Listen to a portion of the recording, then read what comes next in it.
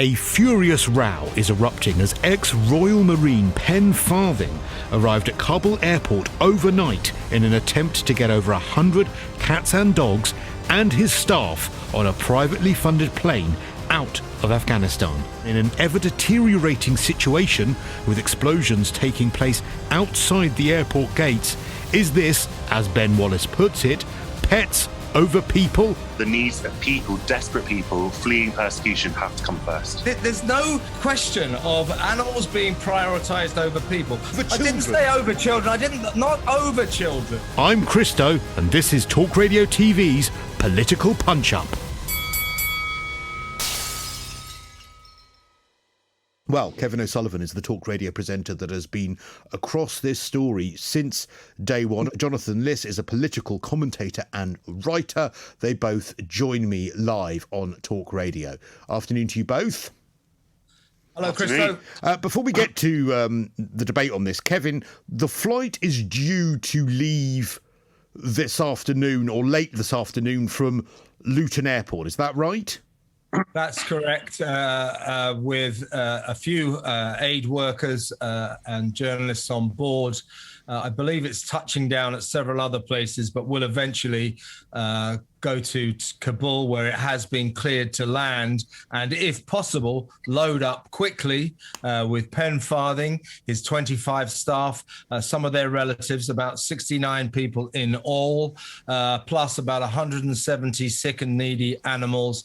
They hope to do that within an hour and a half, and take off immediately. I believe there will be other positions on the plane available, and I'm sure they will make those available to anyone who wants to get on. So it's all Operation Ark is go as long as Pen can get into the airport. And I don't think it's quite as simple, Christo, as the army or the Taliban clearing a way for them to get into the airport. The trouble is no one can do that. The chaos is so predominant there that getting into the airport is just imponderable. No one is available or capable of letting anyone into the airport because the chaos is unbelievable. There's a real danger that these animals will die in the heat as well, because they're in crates. Obviously, you know, the Afghan heat is unbearable. These animals could end up being killed, dying because of that. Well, it's a terrible thing. Yeah, they've been waiting now 10, probably 15 hours now. Pen deliberately took them in the dark of the night because it was cooler. Of course, they were held up by the Taliban. Now they've been held up again, and now the temperatures are going to get searingly hot. And yes, you do fear for the welfare of the animals even before they get into the airport. Okay, Jonathan, you sent a tweet last night about this, essentially saying, look, you know, we cannot put animals, pets, before people. What's wrong with what Kevin has just said? There'll be people on the flight as well. There'll be relatives of the staff on the flight, potentially more spaces for other people. Why do you have a problem with that?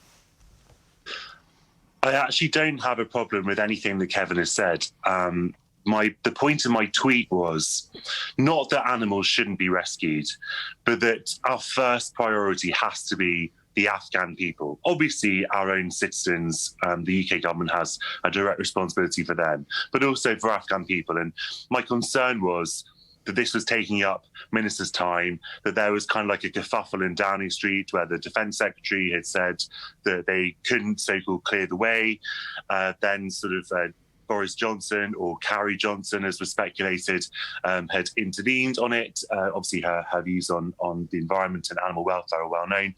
And so it seemed like it was turning into a political story. And, you know, as James Heappey, the Armed Forces Minister, pointed out this morning, when you're asking for safe passage, it's actually asking for priority over other people in the queue. And that is effectively that's effectively animals over Afghan people who are also waiting in the queue. Now, I love animals. I am a huge proponent of animal welfare. But I think just in this kind of environment, the needs of people, desperate people, fleeing persecution have to come first. Kevin?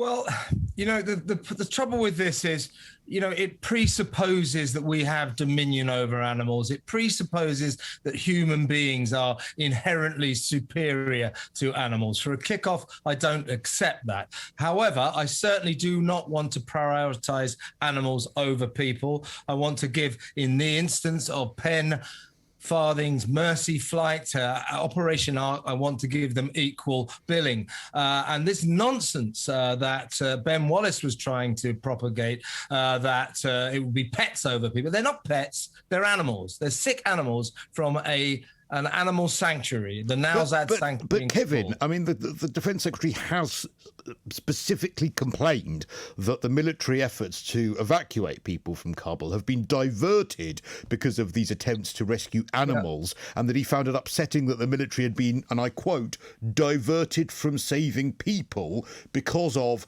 these, what he's calling inaccurate stories. I mean, that is from, without wanting to put an animal's pun in there, the horse's mouth, saying, look, people are not being saved because of all of this furore.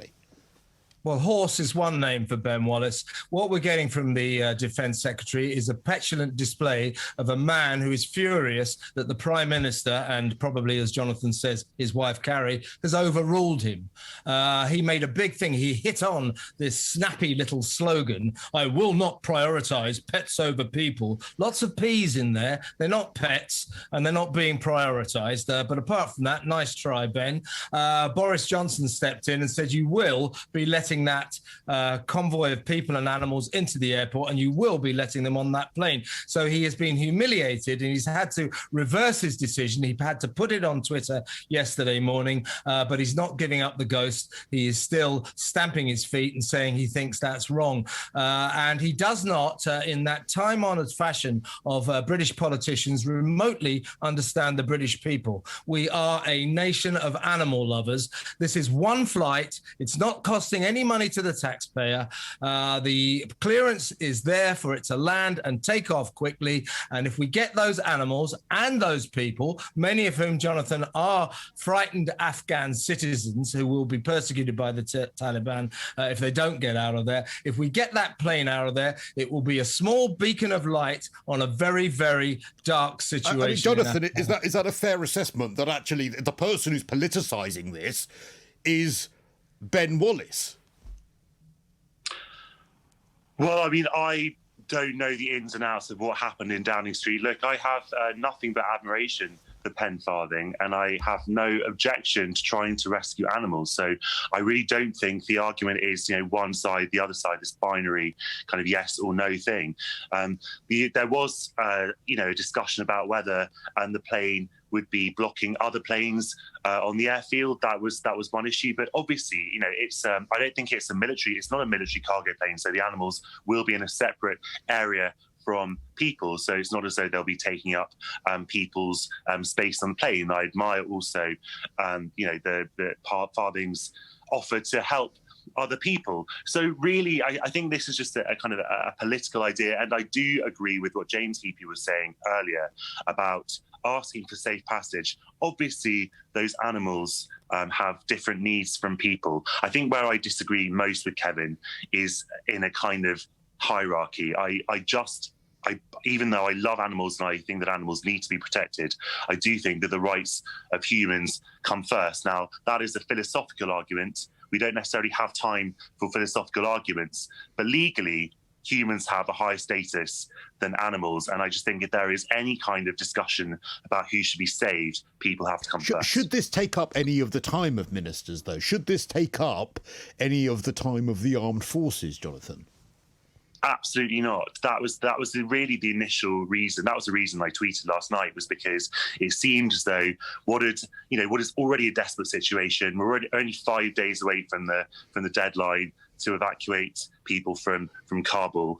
And this is now becoming kind of like a media story, something that what's going to play well with the British people, how can we show and that we're on the British people's side, but actually the only priority is to be evacuating as many Afghan people as we possibly can. And it really feeds into another issue as well, which is the pitifully low number of people that the UK government is going to allow in. Sort of 20,000 over, I think, 4 years, when really people need to be evacuated now. They don't have 4 years to wait. And so while I have every sympathy for Pen Farthing, as I say, I just think that any kind of diversion or distraction from that, it can't be a positive thing. I mean, Kevin, look, love it or loathe it, this has taken up some ministers' time. This has diverted the attention of the Prime Minister. It will divert the attention, even if it's temporarily just for an hour and a half, of potentially some of the military if they are able to assist these animals. I mean, is that not a fair point to say that is time that could be spent helping people? Well, I don't accept that we should just forget about the animals and just help people. This government is in the process of enshrining in law the rights to a happy and calm life to sentient animals. These animals are sick, needy and sentient. This is all about the duty of care that Pen Farthing and the humans who look after them feel towards them. We cannot just abandon those animals. It will be as bad as abandoning Afghani people. We have to get them all out. So, I mean, that's a tall order. I understand that. But this story, it's not just a media story. It's not just a media story. There are going to be some people thinking you're talking absolute.